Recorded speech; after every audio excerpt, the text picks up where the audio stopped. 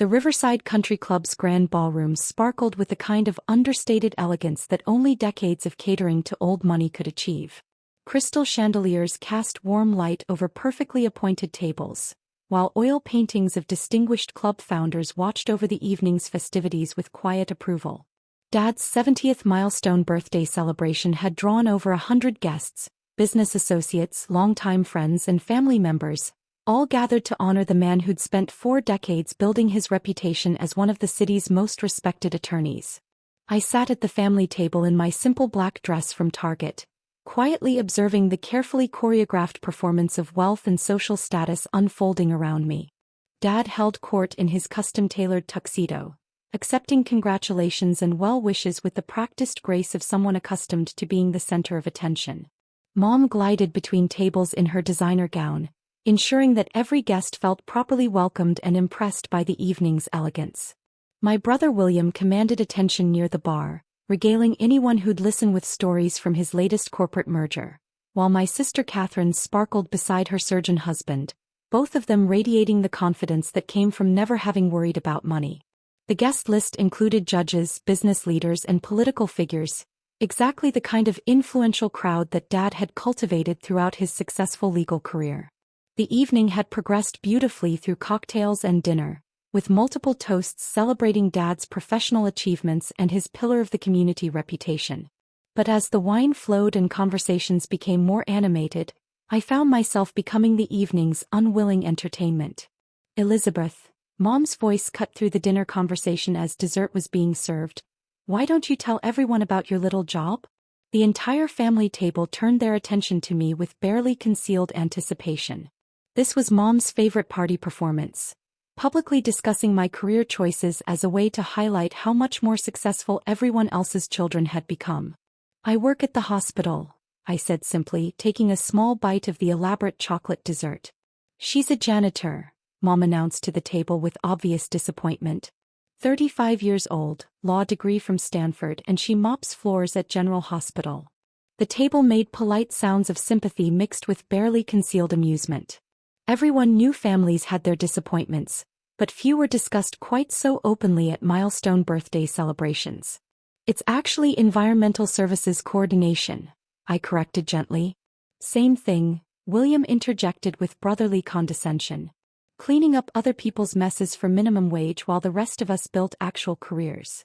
Judge Morrison, Dad's longtime friend, leaned forward with diplomatic interest. Environmental services is important work, Elizabeth. Hospitals couldn't function without proper sanitation. That's very kind, Mom said with theatrical sadness, but let's be honest about what it really is. While William runs a successful law practice and Catherine married a prominent surgeon, Elizabeth chose to waste her education cleaning bathrooms. The laughter that followed was uncomfortable but persistent. The worst part, Dad added, his voice carrying to nearby tables, is that we invested a fortune in her education. Stanford Law School, top of her class, law review, she had every opportunity to build a meaningful career. Instead, Catherine said with sisterly concern, she threw it all away to become hospital cleaning staff. It's honestly embarrassing when people ask what our daughter does for a living. I continued eating my dessert while they discussed my various shortcomings with the clinical detachment of people analyzing a particularly disappointing investment. No ambition, no understanding of professional success, no grasp of what her expensive education was supposed to accomplish. You know what the real tragedy is? Mom's voice was getting louder as she warmed to her favorite theme. Elizabeth could have been anything. Corporate lawyer, judge, district attorney. She had the grades, the connections, the family support.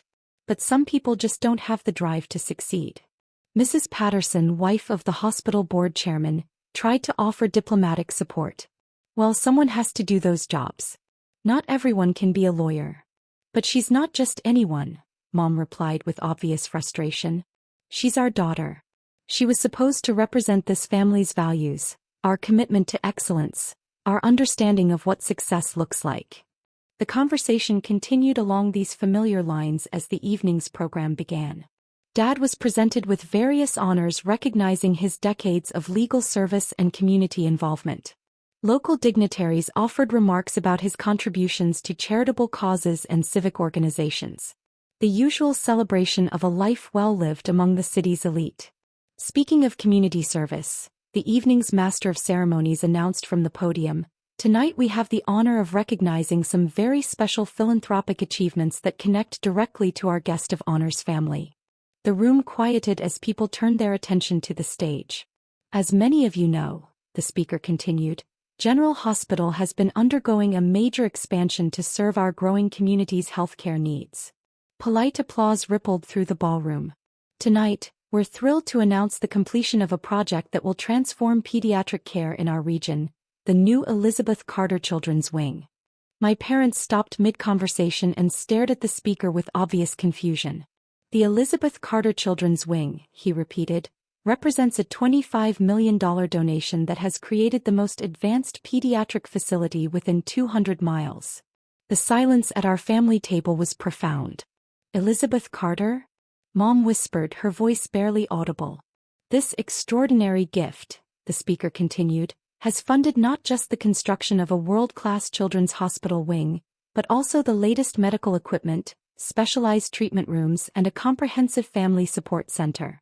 Dad's wine glass was frozen halfway to his lips, his face pale beneath his carefully maintained tan. "The Carter Foundation's generosity extends far beyond this single project," the speaker explained. "Over the past 8 years, their contributions to healthcare initiatives have totaled over $60 million, making them one of our region's most impactful philanthropic organizations." $60 million. The number seemed to echo in the sudden silence at our table. "We're honored tonight," the speaker said, his voice carrying clearly across the stunned ballroom, "to have the Carter Foundation's founder here with us, celebrating with her family." He gestured directly toward me. "Ladies and gentlemen, please join me in thanking Elizabeth Carter for her extraordinary commitment to children's health care." The applause that erupted was thunderous, but I could barely hear it over the sound of my mother choking on her wine and my father's champagne glass shattering on the marble floor. "Elizabeth Carter?" Judge Morrison said slowly, staring at me with dawning recognition. "You're the Elizabeth Carter? The Carter Foundation, Elizabeth Carter." "Yes," I said calmly, setting down my dessert spoon. "But you work at the hospital," Catherine said weakly, her voice barely above a whisper. "I do work at the hospital," I confirmed. "I've been volunteering in the children's ward for 8 years, which is how I learned about the gaps in pediatric care that needed funding." Mom found her voice, though it came out shaky. "Elizabeth, what is the Carter Foundation?" Foundation. "I started it 9 years ago to address healthcare inequities I observed during my volunteer work." "Your foundation?" William repeated mechanically. "Elizabeth, where did $60 million come from?" "Carter Legal Consulting," I said simply. "The firm I built after leaving traditional legal practice." The family stared at me like I'd announced I was from another planet. "Legal consulting?" Dad managed to ask. "Specialized corporate compliance consulting for healthcare systems." Turns out my combination of legal expertise and hands-on hospital experience created a pretty unique market position. Judge Morrison leaned forward with obvious fascination. "Elizabeth, Carter Legal Consulting, that's your firm? You handle the compliance work for half the hospital systems on the West Coast." "About 60% actually. We've expanded into regulatory consulting for medical device companies and pharmaceutical research compliance." "I know your work," Dr. Patterson, Catherine's husband, said with amazement. "The compliance protocols you developed have become industry standard. Every hospital administrator I know swears by Carter Legal's guidance." Mom was staring at me with a combination of shock and what looked like nausea. "Elizabeth, how big is Carter Legal Consulting?" "Annual revenue is approximately $85 million. After operational costs and taxes, we donate roughly 40% of profits to healthcare-related causes." The number hit the table like a physical blow. $85 million? Catherine whispered. "The healthcare compliance field has grown significantly over the past decade. Hospitals need specialized legal guidance to navigate regulatory requirements, and most traditional law firms don't have the practical healthcare experience to provide effective consulting." Dad finally found his voice, though it came out hoarse. "Elizabeth, you own an $85 million consulting firm?" "I employ 127 people across 12 offices." We're opening 3 new locations next year to serve the Southeast market. Mrs. Patterson leaned across the table with obvious excitement. Elizabeth, the children's wing is incredible. I toured it last week. The Family Support Center, the specialized treatment rooms, the research facilities. It's like something you'd see at Johns Hopkins. That was the goal, I said. Children deserve the same quality of care regardless of their family's economic situation. The research facilities? William asked weakly. We're funding pediatric cancer research, childhood diabetes treatment protocols, and mental health programs for families dealing with long-term illnesses. The wing includes laboratory space for clinical trials. Judge Morrison was shaking his head with amazement. Elizabeth, I sit on the hospital board. Your foundation's impact has been extraordinary. The infant mortality rates, the pediatric cancer survival statistics, you've literally saved hundreds of children's lives. That's the point, I said. Legal consulting is just a means to an end. Healthcare philanthropy is what actually matters. The master of ceremonies returned to the microphone, clearly enjoying the evening's dramatic revelations. I'm pleased to announce, he said, that the Carter Foundation has committed to an additional $15 million over the next 3 years to expand mental health services for children and families. More thunderous applause filled the ballroom, but our family table remained silent except for the sound of Mom quietly crying into her napkin. 15 million more? Dad asked, his voice barely audible. The mental health component was always part of the long-term plan, I explained. Childhood illness affects entire families. We need comprehensive support systems. Catherine found her voice, though it came out cracked. Elizabeth, the things we said tonight, about you being an embarrassment. About how embarrassing it would be if the neighbors knew I was your daughter? I finished. I heard every word. The table sat in profound silence as the reality of their assumptions became clear. We didn't know, William protested weakly. You didn't know because you never asked.